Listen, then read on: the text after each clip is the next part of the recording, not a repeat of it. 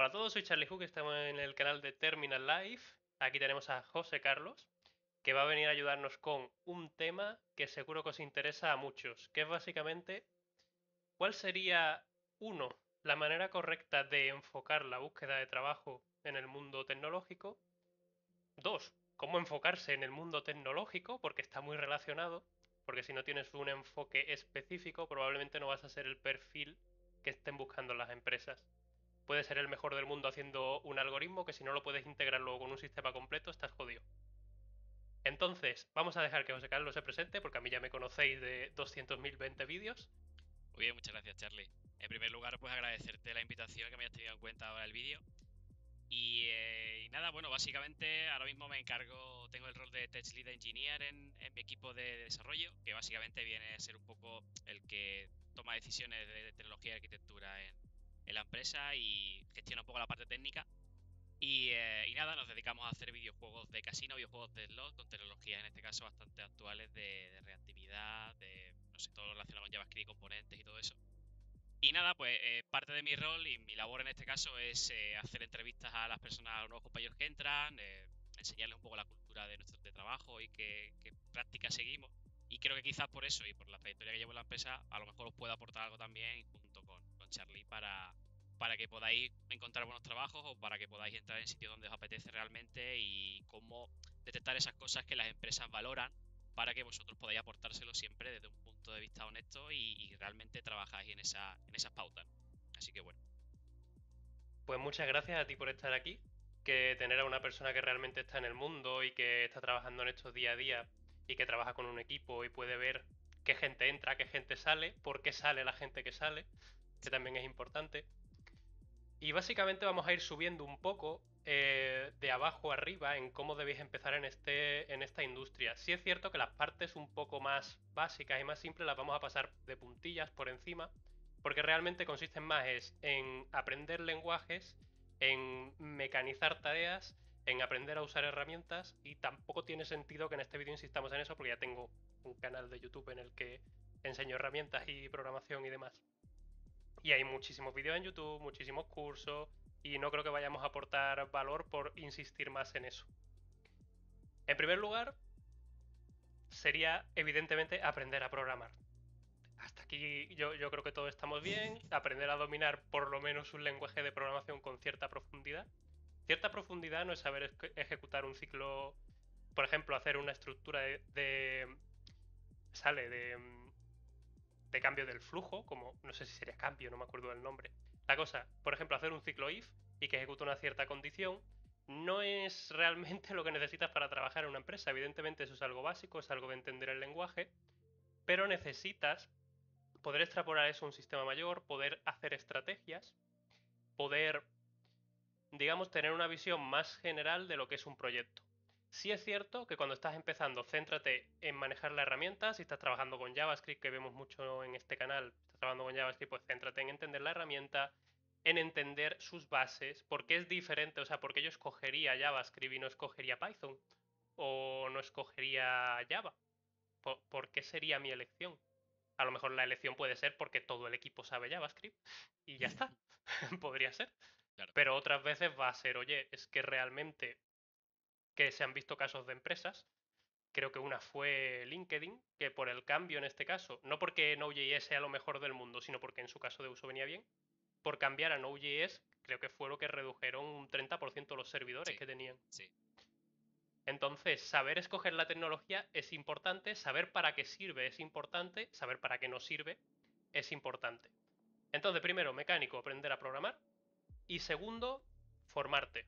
Plataformas diferentes, YouTube, aquí las ha aportado prácticamente todas José Carlos, que básicamente han sido YouTube, Udemy, Udacity, edX, Edeteam, Platzi, Educative, que probablemente muchas ya las conocéis si estáis en el mundillo. Y en el caso de YouTube, esto es un tip que os doy yo porque os lo suelto gratuitamente. En el caso de YouTube hay muchísimas conferencias por ahí escondidas que no se posicionan en YouTube de ninguna manera, Claro. muy buenas sobre temas de TDD, temas de arquitectura, temas de Domain Driven Design, en fin, un montón de cosas súper interesantes. Así que cotilla en YouTube. Y nada, te dejo a ti añadir un poco sobre el Sí, tema básico. esto es interesante porque realmente, a ver, una aclaración al punto que has comentado antes. Realmente la tecnología viene para resolver problemas. Y en este caso un enfoque de un poco talibán, de cara a que no, yo soy Java y Java es mejor que no sé qué. Eso, si queréis destacar sobre la media, es algo que deberéis dejar atrás y empezar a realmente a ver la tecnología como eso, como una capacidad de resolución de problemas, una herramienta que resuelve problemas. Y cada tecnología, o cada lenguaje en este caso, resuelve ese problema de una forma o de otra. Ahí donde vosotros tenéis que decidir qué tecnología queréis aprender para resolver qué determinado número de problemas, ¿no?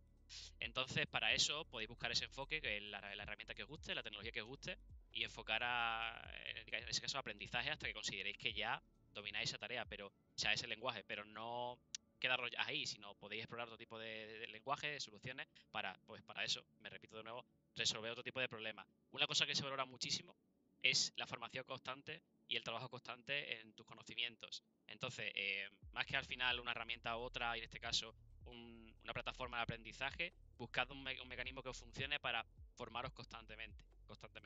La periodicidad la ponéis vosotros, por supuesto, pero es algo que se valora mucho más que un título o una carrera o como queráis llamarlo, ¿vale? Entonces, hay algunas herramientas en español y otras en inglés. Hay incluso otra más avanzada que sería Frontend Master. Pasa es que eso es bastante técnico y bastante alto en nivel de inglés. Entonces, ya veréis que saldrá luego, pero el inglés será importante y en función del nivel que tengáis actualmente, pues podéis elegir pues las no sé, tecnologías españolas, en este caso, por nombrar alguna de ellas, el Edeteam y Platzi. Incluso Udemy tiene mucho contenido en español y si queréis probar cosas en inglés, tenéis Udacity, tenéis edX y tenéis Educative, entre otras muchas, ¿vale? Hay muchísimas en el sector. Y nada, y respecto a lo que muy bien ha dicho Charlie, el tema de YouTube, y eso se puede extrapolar incluso a publicaciones en Medium o publicaciones en DevTools, por ejemplo. Buscar workshops, porque los workshops de alguna forma traen al mundo real toda esta teoría que estáis viendo en esos cursos. Porque son personas que te dicen, venga, vamos a construir una aplicación en Vue con Firebase. Y esa persona ya de por sí, aparte de enseñarte la tecnología, te está aportando sus buenas prácticas y su forma de desarrollar ya en un entorno real, cómo él se enfrenta a esos casos, más que comenta, él te va desarrollando por qué ha pensado qué y cómo lo ha solucionado. Y hay otra capa de aprendizaje que no se tiene normalmente en los cursos, a no ser que sea que se enfoque en hacer más que solo en teoría, y es que ya se enfrenta al mundo real y por mucha tecnología que tenéis, hasta que no os sentáis delante del problema y empezáis a pensar, no empezáis a tirar de esos recursos mentales que tenéis para resolver ese problema. Entonces, muy importante los tips de YouTube, los workshops, incluso publicaciones que encontréis para ir enfrentándonos a la realidad, ¿vale? De hecho, los workshops son, a ver, primero evidentemente, mírate conferencias que te den una base teórica para entender por qué la persona está haciendo eso, que no ha sido porque le apetecía ese día. Y una vez que tengas esa base teórica, vete a ver gente picando código, es que es lo mejor. Porque llega un punto en que ya ahondar más en la teoría ya no Eso sirve. es. No, al final tienes que enfrentarte y cuando te empiezas a enfrentar es cuando desarrollas esa capacidad de resolución de problemas. Cuando digo workshop, no sé si a algunos os suena el palabra raro, pero bueno, básicamente es una forma de sintetizar una resolución de un ejercicio o un problema y en este caso se hace directamente y el workshop, por esta persona, el ponente, explica cómo lo va resolviendo y cómo lo va desarrollando para que os enfrentéis a ese caso. La verdad es que en YouTube hay muchísimo, ¿eh? Eso es muy bueno. Si usáis en inglés, pues podéis buscar como How to Build Vue.js Application with Firebase, por ejemplo, y si tiráis de español, pues ponéis algo así como cómo construir una aplicación con Vue.js, perdón, y con Firebase. Esa cómo construir algo os va a dar muchos resultados en Google y yo cuando descubrí eso fue como, wow, ¿vale? Pero incluso abrir la mente, porque ocurre mucho, sobre todo con el tema inicial que hablamos de no, yo Java, no, yo JavaScript, no. Si ves un workshop de Java y los conceptos son interesantes, míralo. Eso es. Míralo, aunque sea en Java, porque los conceptos son extrapolables a cualquier lenguaje. Totalmente, de hecho Java ha metido muchas cosas que se pueden considerar actualmente de front, o sea, exclusivas de front entre comillas, hasta hace poco que Java las ha incorporado y al final si vienes de Java, a lo mejor el camino más inteligente y más rápido, precisamente es el que tú dices, oye, aprendo esta tecnología, más que esta tecnología, este paradigma de programación y luego a lo mejor dar el salto a JS porque quieres dar el salto a JavaScript por cualquier motivo, ya lo tienes, es una capa que te ahorra, ¿vale? Entonces, pues sí, estoy totalmente de acuerdo con eso. Y saltando, porque aquí ya hemos dejado un poco lo que es la parte mecánica de, bueno, del cómo hacer, ¿no? Cómo emplear un lenguaje, cómo emplear una tecnología. Pero ahora viene el tema de vamos a salir un poco del código y, y vamos a pensar 5 segundos antes de empezar a pulsar la A, la S y la D del teclado y hacer cosas raras en nuestro código. ¿Por qué son importantes los patrones de diseño? Ya ¿Tú ves, qué muy buena crees? pregunta.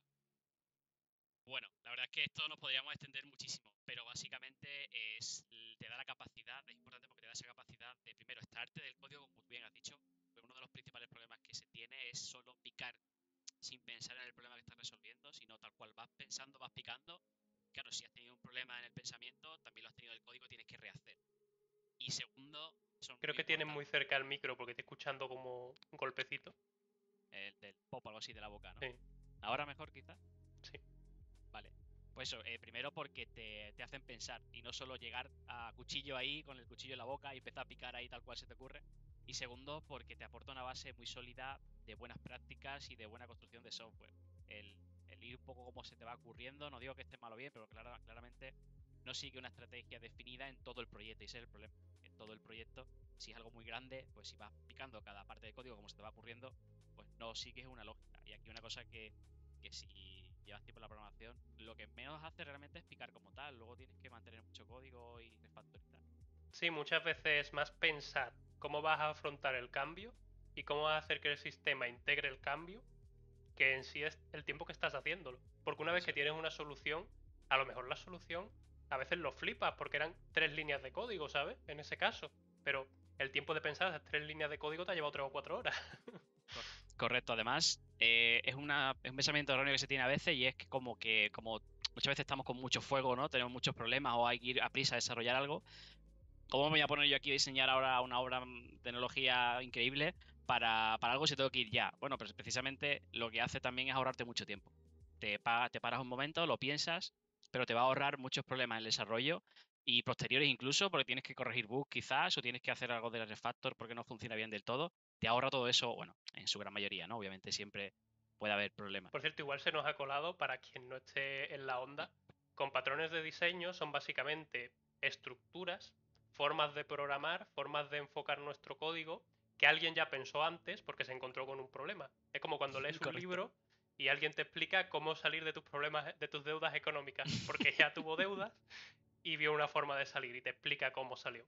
Pues esto es un poco lo mismo, esto es como, oye, me encontré con una situación de deuda técnica enorme en mi empresa, esto era un lío enorme, teníamos que hacer algo, porque prácticamente en el caso de que sea un lenguaje compilado, esto tardaba 10 días en compilar, y decidimos hacer este tipo de cosas, que igual, por ejemplo, en el caso de Solid, pues igual no las aplicas todas, pero aplicas parte de esas, porque a lo mejor en tu sistema ya es muy complicado aplicarlo, pero aplicas parte Claro. de todo eso y ya obtienes un código más mantenible. Es el tema que escuchaba yo el otro día, que era el tema del Boy Scout.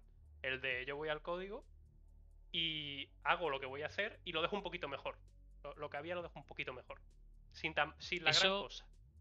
Eso es una habilidad que remarco porque de verdad que es muy importante. Cuando tú estás en un equipo, y esto lo vivimos nosotros dentro, hay veces que en algún momento, bueno, pues hemos tenido muchos problemas y a lo mejor no hemos podido tener esa oportunidad de hacer el Boy Scout, ¿no? Es una regla bastante extendida.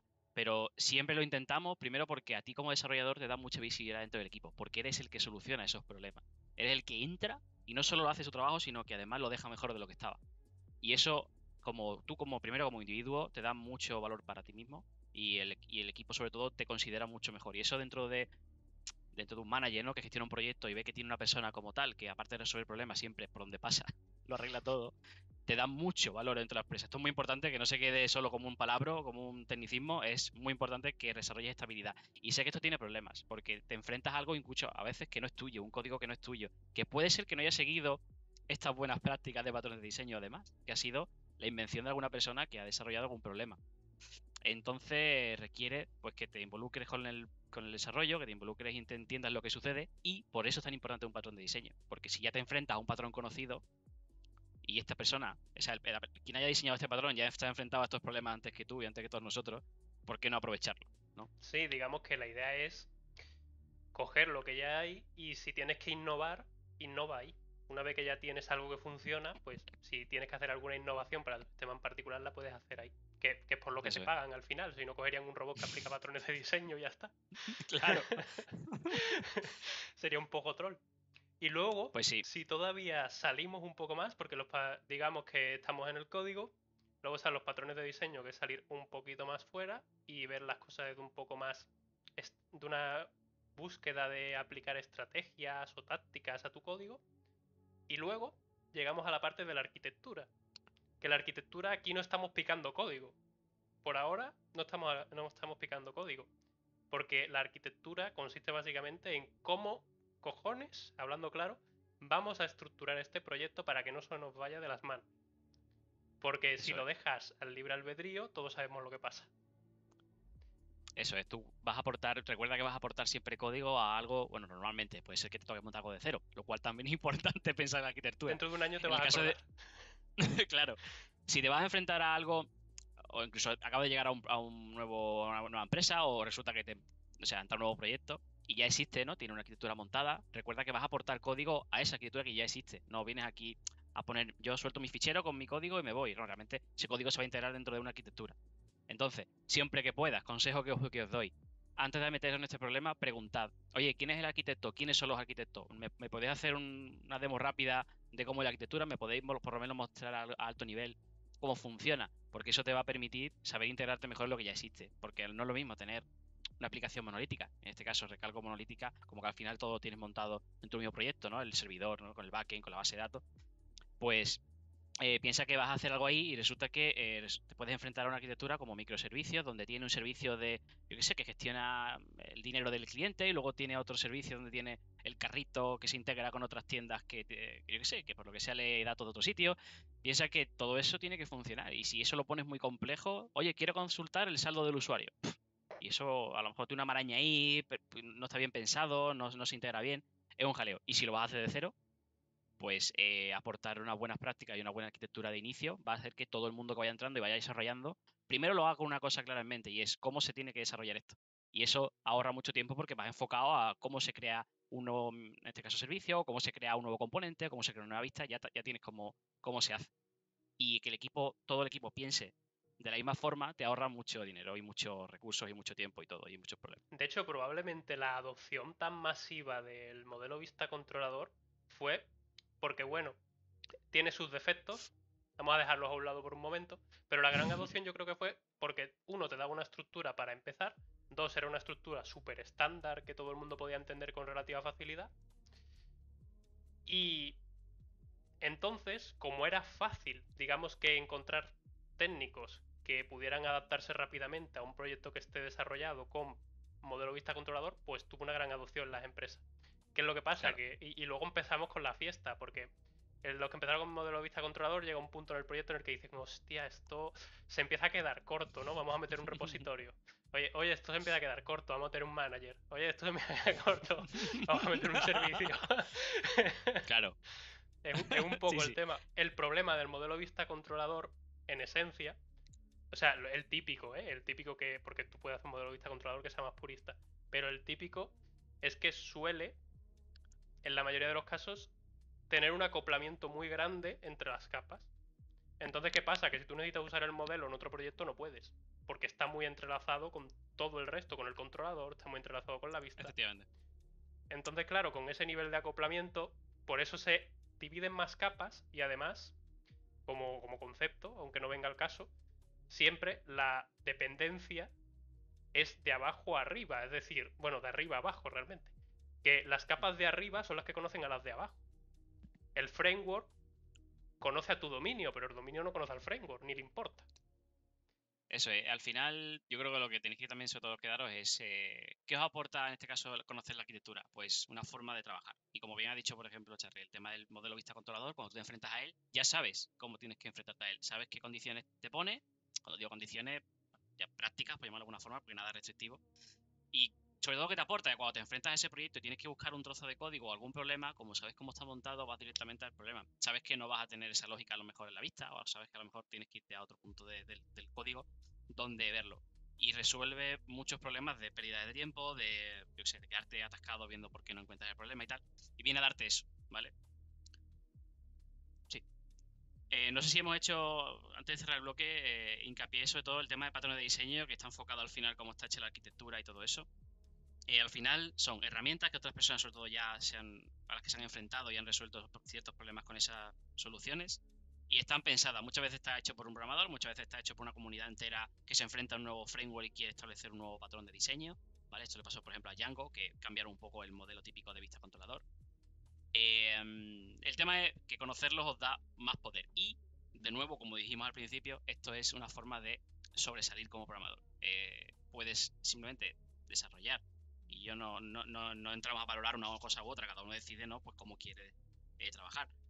Pero si lo que buscas es realmente destacar y ser una persona valorable dentro del equipo, conocer patrones de diseño y conocer arquitectura, no solo te va a dar ese valor que estamos hablando y seguramente una empresa valore muchísimo más que sabes enfrentarte a problemas complejos con soluciones, sino que si lo que buscas es seguir creciendo dentro del mundo tecnológico como desarrollador y luego como arquitecto y luego a donde quieras llegar, puedes seguir esta vía de evolución tecnológica y esto es lo que te va a dar. Sin esto no vas a poder dar ese salto. Siempre vas a estar desarrollando, puedes establecer o desarrollar labores de analista programador, por ejemplo.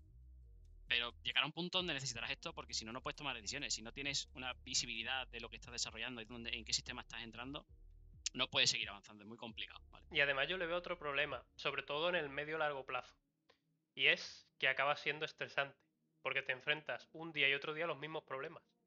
Cierto. Y es como, pero a ver, si he resuelto esto 37 veces, ¿por qué no le doy una solución definitiva?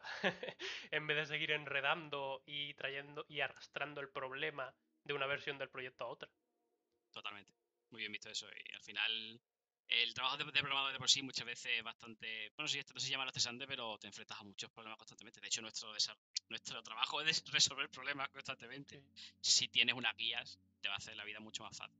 Vale. Y además, si sigues esa estructura a nivel de arquitectura, a nivel de patrones de diseño, también tienes el factor que hemos comentado antes en algún momento, que es el tema de que con el modelo vista controlador, que es un estándar. Otra ventaja de los Sí, patrones de diseño es que aparte de solucionar un problema, son cosas que todos los programadores que estén metidos en el tema conocen. Y entonces ya no tienes que exactamente. poner, bueno, pues vamos a hacer de esta forma, sacar una clase, crear una interfaz, vamos a hacer un patrón strategy. Ya está.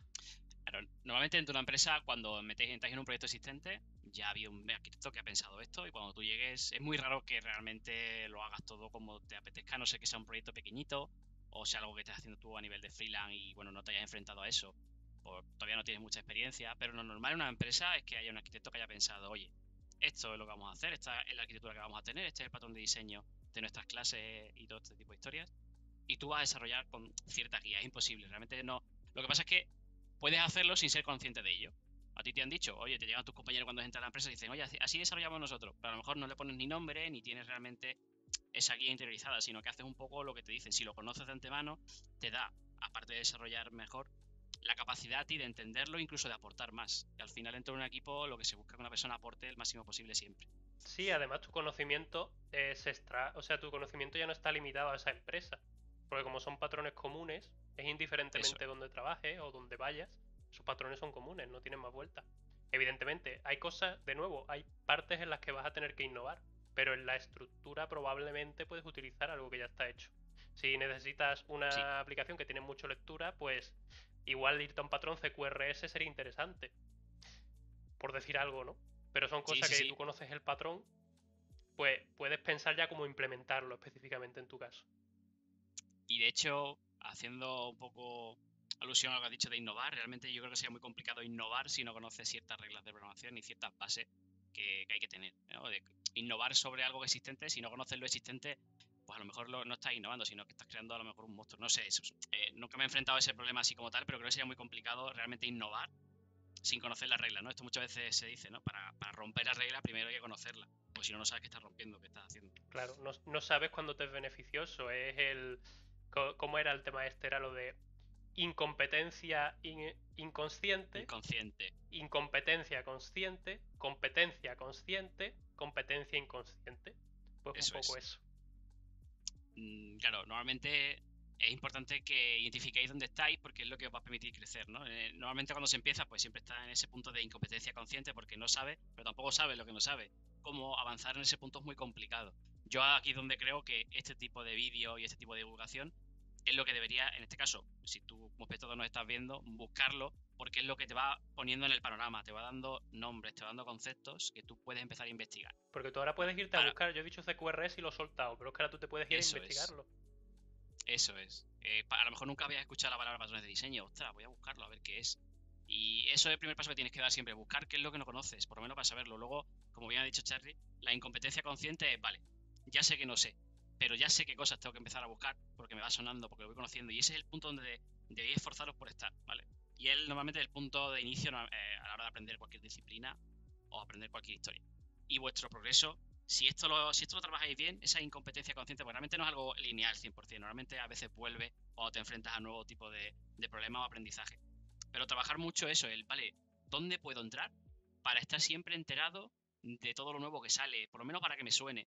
Nosotros en nuestro, iba a decir como el abuelo cebolleta, pero en nuestros tiempos, cuando salió Platzi, por ejemplo, aunque sin entrar a valorar si los cursos eran buenos o no, eso lo dejo a elección cada uno. Una cosa muy buena que tenía Platzi, que es una de las herramientas que os hemos dado, es que os metía totalmente en el mundo a la hora de explicaros conceptos, de nuevas tecnologías que salían, y por lo menos sabías que estaba ahí. Y a lo mejor un día por gusto decides, ostras, microservicio, ¿esto qué? Voy a entrar, ¿vale? Y aunque dijeras, bueno, pues no he tenido toda la información que quería, pero bueno, ya tengo una base, he escuchado una serie de conceptos que puedo empezar a investigar. Totalmente. Y ahora vamos a Bueno, Super Notion para ver el siguiente punto. vale. Bueno, editores de código, esto simplemente es un poco elección personal, pero el estándar normalmente en la industria está haciendo o la parte de JetBrains, WebStorm y Visual Studio Code. Es lo que más se usa. Luego está Sí, Atom y Sublime, pero Sublime está que... básicamente Visual Studio Code le ha comido el desayuno a Sublime. sí, durante mucho tiempo Sublime fue yo creo que el estándar. Luego llegó Atom, pero bueno, como al final Microsoft compró GitHub, Atom era de GitHub, pues claro, ¿qué va a hacer bien Microsoft? Pues darle más visibilidad y meterle caña a Visual Studio Code. A ver, realmente esto, voy a decir, tiene parte de verdad y parte de mentira. No importa el editor que use, pero sí que importa. ¿Por qué? Primero, por una razón muy sencilla. Si os acostumbráis a uno que son estándar, va a haber mucha documentación. Va a haber mucho código desarrollado por la comunidad, muchos plugins, por ejemplo. Y eso es muy bueno, porque actualmente no es lo mismo entrar en Sublime, que ya cada vez se le desarrolla menos, que entrar a Visual Studio Code, que tiene un plugin para casi todo, y lo que viene, ¿vale? Y luego, por otra cosa muy importante, y es que si estás en conjunto con tu equipo de trabajo, podéis trabajar de una forma mucho más rápida, porque os entendéis el lenguaje en el que estáis hablando. Cuando digo lenguaje ya no digo programación, sino en el lenguaje en el que Visual Studio Code o cualquier otro editor funciona. Si yo, por ejemplo, una cosa que tiene Vector, que es el que usamos nosotros la mayoría de nuestro equipo, es que permite crear una cosa que se llaman parches, ¿no? Pues yo puedo coger mi parche, crearlo de código, un parche de código, lo exporto como fichero, se lo mando a mi compañero y ese editor es capaz de cargarlo y meter ese trozo de código con solo un ficherito. No hay que mandarle líneas de código ni hacer un push a Git ni nada. Entonces, elegid el que, por supuesto, el que más cómodo os sintáis, porque aparte, aunque muchos comandos son similares, hay comandos que son solo únicos. Y mientras más tiempo trabajéis con ese editor, pues más rápido lo vais a tener integrado, ¿no? Vais a saber comandos para instalar dependencias, para hacer cualquier cosa. Entonces, sí que importa o no importa. Si estáis en casa, usad el que os guste, la verdad. No tiene más el tema. No hay ninguno mejor ni peor, ¿eh? O sea, a ver, de hecho, hay cosas, hay puntos que sí son objetivos, ¿no? Por ejemplo, no usen Notepad++, por favor. O sea, vale, sí que importa. En este caso no lo uses. ni el blog de notas, hazte un favor, ¿sabes? Que por lo menos te ponga los colorcitos, no sé, un mínimo. Ya ves. Y luego ya como un tip extra, que os lo comento, que es algo que yo he estado viendo mucho últimamente, porque desde la última conversación que tuvimos he estado mirando el tema de TypeScript y demás. Y una cosa que me ha encantado de TypeScript, aparte de que Visual Studio Code tiene una integración que es absurda, pareciera que está escrito en TypeScript. Pues bueno, tiene una integración que es absurda, es el tema de, al tener el tema del tipado, es que el autocompletado es orgásmico. Sí. O sea, es que no Sí. tiene color. Claro, yo creo que aquí quizá meteríamos otro matiz más, y es que también dependerá del lenguaje, ¿no? No sé si, por ejemplo, WebStorm en este caso hemos puesto WebStorm, pero ahí ha sido fallo quizás mío de no haber indicado. WebStorm sí que está más enfocado a la parte front, ¿vale? Que como bien has dicho tú, enfocarlo más a IntelliJ, a la parte de JetBrains y todo eso, pues claro, en este caso si vais a desarrollar en Python no vais a poder hacerlo en WebStorm. Tendréis que usar el PyCharm, que es el IDE completo de Python. Pero por eso es muy bueno, yo creo, Visual Studio Code. Porque primero que es open source en gran medida y es gratuito. El otro no, por ejemplo, todo el JetBrains es muy raro que sea gratuito, tiene muy poco, creo que solo PyCharm y dos más. Entonces eso sí que es una toma de decisión vuestra. Oye, si no queréis gastar dinero, Visual Studio Code. Pero en este caso Visual Studio Code es que vale para todo. Realmente yo he desarrollado ahí Python, he desarrollado también todo, que para JavaScript, temas de front, incluso con Go. Todo, tiene de todo. Tiene plugin, la comunidad hace muchas cosas. Por eso es importante eso, el que la comunidad lo apoye. Pero vamos, elección de cada uno, ¿eh? Si ya fuera coño, si queréis usar el Notepad, pues realmente lo podéis hacer, pero para vosotros a lo mejor no va a ser la mejor idea. ¿Vale? Lo podéis hacer, que tardes en añadir una funcionalidad a 7 años es otro tema. Pero como poder, Ojo, puede. es cierto, pero voy a tirar una lanza a favor de Notepad, y es que como no tiene nada no tiene mucho plugin ni tiene muchas cosas, ni siquiera la indentación a veces, si quieres hacer tiene un fichero masivo de muchos datos con minificado, ¿no? Un JavaScript de millones de líneas, lo abre más rápido el Notepad, ojo, fuera coña. A no ser que lo tienes que poner el Visual Studio para que no intente hacerle el link ni hacerle nada, ¿vale? Pero bueno, Para eso Notepad, ponte es una Bing, coña. hombre, y la abres en la Bueno, consola. pues también. También. En fin. Luego tenemos el Aquí tema. ¿Quieres había uno, comentar algo perdón, más? y cierro esto. Sí, que había uno, brackets, porque esto es importante, lo estoy viendo el otro día. Quien usaba brackets, y era porque era muy interesante en su momento cuando salió, por el Live Reload, no sé si lo llegaste a usar en su momento. No con brackets. Lo que usé fue lo de Browser Sync. Claro, es lo que quiero decir, que si seguís usando brackets porque eso os es muy útil, y lo es, ya la mayoría de entornos, o sea, de herramientas de editores de código y de IDE ya lo tienen integrado. El Live Reload, eso ya es algo básico en la industria, y si eso es lo que nos hacía iros a otro sitio, en este caso, si usáis brackets, que no digo que no tenga cosas buenas, las tiene, todo está ya en Visual Studio, por ejemplo. A lo mejor os merece la pena entrar y dar un salto por conocerlo. Eso es por gusto vuestro. ¿Y has visto lo del pair programming en Visual Studio Code? No lo he visto, tío. Pues hay un plugin para programar juntos. O sea, estamos en el mismo archivo y estamos Hostia. programando juntos. Por si a lo mejor No, hay no que lo sabía, no lo resolver sabía. algo o lo que sea. Qué bueno. Y es en plan. Claro, porque nosotros ahora mismo, con lo que nos ha tocado vivir con la cuarentena y esto, es verdad que hacemos mucho programming, pero bueno, tú lo que haces es mostrar la pantalla a tu compañero y va, oye, aquí no sé qué, pero ostras, eso es súper Sí, bueno, no pues sabía. como rollo usando un Google Doc, pues el mismo rollo. Me lo apunto. Muy buena esa. Y luego, que de nuevo, digamos que hay razones objetivas para decantarte por un editor u otro, pero hay una línea en la que es personal. En cierto punto hay ciertos editores que son muy buenos, todos, y es personal. ¿Qué no es personal aquí? Pues si no te quieres gastar dinero no puedes irte a JetBrains, como lo ha dicho. Ahí no hay más fiesta. Eso es. Luego también tenéis que, bueno, sería interesante que miréis el tema de lo que son estándares en la industria, cosas que se buscan, porque a ver, mira, por ejemplo, tú puedes ser el mejor programador en programación funcional de la historia, pero lo cierto es que la mayoría de las empresas usan programación orientada a objetos. Y a lo mejor tú eres 10 veces mejor que el 90% de los que programan orientado a objetos. Pero es que la empresa tiene todo el código escrito orientado a objetos. Claro. Yo ahí os lo dejo, ya lo pensáis vosotros, lo maduráis. Claro, al final esto, bueno, pues aquí puedes decir, oye, pero esto puede ser un problema entonces de la arquitectura del proyecto.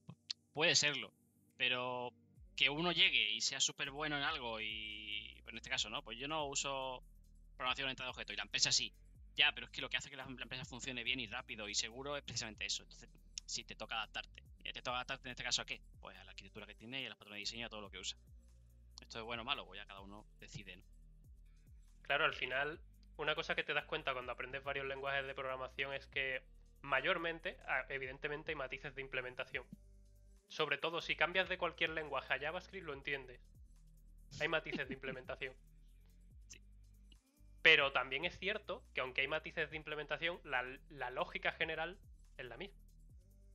Porque aunque sí, JavaScript, por ejemplo, tenga la sincronía propia nativa dentro del lenguaje, sí que es cierto que no es que no puedas hacer la sincronía con Python y que no es que no puedas hacer la sincronía con Java. O sea, sincronía al fin y al cabo es yo mando un proceso y que se vaya ejecutando y yo sigo con mi vida. Y eso se claro. puede hacer en cualquier caso. Otra cosa es como te lo veas luego para ver la respuesta, pero eso ya. Bueno, ya. Entonces, cuando te das cuenta de que hay cosas que son comunes a los lenguajes de programación, ya no piensas tanto en, bueno, utilizan. Yo, por ejemplo, a mí una cosa que no voy a decir me molesta, pero una cosa que me es una alerta roja para mí en las empresas es cuando buscan programadores que sepan una librería específica y te quedas tú, pues si no la sé, la miro. O sea, es una librería, tiene una página de documentación, no se acaba el mundo. Ya. No sé si eso aportará respecto a eso normalmente, y lo digo por estar en este caso en el otro lado ahora. Se hace básicamente para nivelar o evaluar a esa persona cómo encajaría dentro de tu proyecto en relación también a otras personas, ¿no? Porque vas a hacer la entrevista a muchas otras personas. Entonces, ponte, por ejemplo, que hay muchos casos por lo que una empresa contrata, pero ponte que se le acaba de ir una persona en medio de un proyecto crítico. Pues a lo mejor la mejor idea en este caso no es contratar a alguien que no sepa, porque tú hay una cosa que no sabes, y es que cómo a esa persona le gusta aprender o qué ritmo lleva aprendiendo. Entonces, eso sí que no lo puedes evaluar, pero lo que sí puedes evaluar es si sabe un conocimiento o no al momento de entrar. Entonces, si estamos dando un equipo nuevo y está empezando el proyecto, seguramente eso no importa en absoluto. Pero, pero si estás en un proyecto en un momento crítico y necesitas a alguien que se incorpore y que empiece a aportar al equipo lo antes posible, tiene que hacer ciertos filtros, ¿no? Entonces entiendo que eso es por lo que se busca algo. Lo que sí es verdad, y estoy contigo, y es que hay gente, hay empresas que ponen todo, en plan, ¿qué conoce? Yo qué sé, todo lo que se me ocurra. Voy a internet, a ver. Usamos Handlebar. Bio, claro. View, vale. No sé, Agile. Empieza a meter todo, a ver qué sabe, y claro, bueno, eso no lo toméis en serio. Normalmente, aunque veáis muchas cosas y algunos de esos requisitos no los cumpláis, no quiere decir que no seáis aptos. Al revés, podéis ser más aptos que incluso gente que sí conozca esos requisitos. Y ahí es donde tenéis que haceros valer vosotros en la entrevista. Eso es lo importante. Sí, básicamente cuando saltéis a hablar con el equipo técnico, porque con la persona de recursos humanos lo que te va a preguntar es la ristra que hay Ya, en el anuncio, ¿sí? Pero que bueno, tampoco sabe ella o él, en este caso, tampoco puede ser. No. Mira, yo os siempre pongo el mismo ejemplo de que viví hace unos años con blockchain, porque yo al final sí que sabía Python, pero bueno, nunca me había dado por. Sí me llamaba mucho la atención, pero no había tenido la oportunidad de entrar en blockchain. Y en este caso hacía falta, justo he puesto el mismo caso que he puesto antes, una persona que sepa ya de blockchain, que supiese ya de microservicios, que supiese de gRPC, y era dentro de mi empresa, ¿no? Iba a hacer una ayuda dentro de una empresa. Y yo no lo sabía. Pero en este caso concreto dice, oye, si ya me conoce la empresa, en este caso si ya te conocen a ti, estás dentro de una empresa y tienes que hacer este cambio, si te conocen ya saben cómo eres, sabes qué ritmo de aprendizaje vas a tener, si te estarías listo, como tú bien has dicho, Charlie, dice, oye, me pongo y lo aprendo en 3 días, 5 y empiezo a practicar. Pues eso va a depender de vosotros. Esa capacidad que tengáis de adaptaros y de aprender, por eso no recomiendo casaros y echarle tampoco en ninguna tecnología, os va a permitir aprender mucho y que te tengan en cuenta para muchas otras cosas, que no sea solo tu proyecto y tus cosas y aquí te queda, ¿sabes? digamos que dentro del mundo de la programación hay como que tener un mar de conocimiento y en ciertas partes pues una sima mariana, ¿sabes? Pero más que nada yo lo orientaría a eso, a cosas, sobre todo dominar las bases, el entender la idea, como he comentado antes. Sí es cierto Sí, que JavaScript, por ejemplo, tiene la sincronía muy cómoda, pero eso no quiere decir que esa sea la única razón para escogerlo. Porque puedes hacer así, si ya tienes todo un proyecto desarrollado en PHP, parte un bus asíncrono de comandos, ¿sabes? Y ya está. claro, Porque ahora ponerte a cambiarlo todo a Node.js por eso, tiene que ser que tu empresa, a ver, obviamente a lo mejor puede haber un caso particular, ¿no? Si tu empresa está teniendo un uso de servidores muy grande y después de hacer un análisis va a haber una reducción que va a costar mucha pasta. Si lo cambias el código, pues puede salirte rentable. Pues, o sea, digamos que, aunque sí es cierto que normalmente hay que quitar la idea esa de vamos a quemar el bosque y a plantarlo de nuevo, hay veces que sí. Muy concretas ya. veces, pero hay veces que sí. Sí. Al final, creo que esto lo vamos a decir mucho en la charla, pero la tecnología viene para resolver problemas. Y tú decides con ella, no tienes que irte a ninguna de otras. En este caso, como bien ha dicho Charlie, tienes ya un proyecto hecho. En cierta historia no vas a hacerlo entero, a lo mejor te lleva 3 años. A lo mejor lo que tienes que hacer es adaptar un poco lo que ya conoces. Pero sí es bueno saber ese concepto, saber que eso existe y saber que existe esa posibilidad, porque bueno, ya solo te queda adaptarlo. En fin, al final es eso, versatilidad y no casarse con nada. Al final hay que resolver problemas. Tu labor como programador, desde que vas allá a entrar a trabajar o por tus propios proyectos, va a ser siempre resolver problemas. Y mientras más eh, ágil seas en ese sentido, o mientras más abierto de mente estés en eso, te vas a poder enfrentar a esos problemas desde muchas formas diferentes. No solo desde un punto de mira concreto, vas a tener muchos puntos de mira y eso te hará pues tomar la mejor decisión en tiempo y el coste de esa solución que vas a implementar.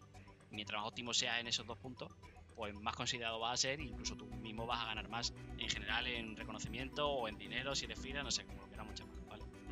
Lo que busque cada uno, que ahí ya no nos metemos. Cada uno decide. Que esto viene muy a colación del tema de profundizar en las bases. Sí, Es decir, muchas personas, o sea, básicamente, valga la redundancia, base, da igual. La cosa, muchas personas tienden a pensar que porque algo sea básico es fácil. Y no necesariamente es así, porque yo a veces he visto tomar decisiones que son súper simples, súper tontas, pero ahora dices, sí, pero solo que se le ha ocurrido a él y no a ti, ¿sabes? Eso es. Eso es un punto importante. Hay cosas muy básicas que si dominas muy bien cómo funcionan las cosas por debajo, se te van a ocurrir.